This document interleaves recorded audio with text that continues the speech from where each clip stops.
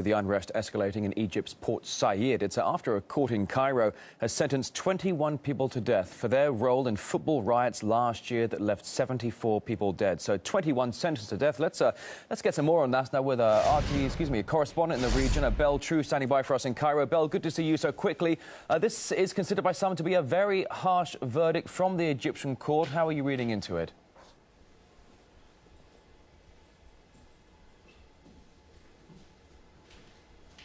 Belle, it's Rory Souchet in Moscow. I hope you can hear me. We're talking about these 21 people sentenced to death for their role in football riots last year that left 74 dead.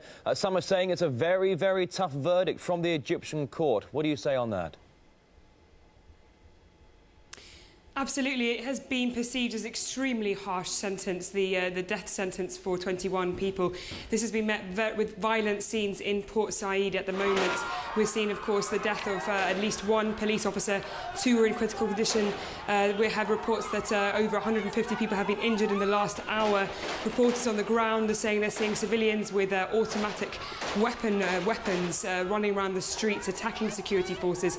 Here in Cairo, the scenes are actually relatively jubilant. As the ultras, the hardcore football fans, see this as very much a victory. It is, of course, quite a politicised verdict. At the time of the disaster, people said that the security officials themselves had quite a lot to do with the massacre, as they let the rival protest groups, the rival fan club groups meet in the centre of the pitch, and also allegedly blocked access exit routes. Therefore, people are saying that really the security officials themselves should be the ones that receive this verdict, not just the fans.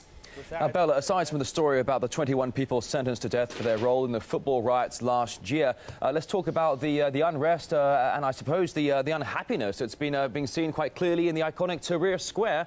More clashes ongoing between police and anti-government protesters. And Friday, what is the situation like on the ground where you are now?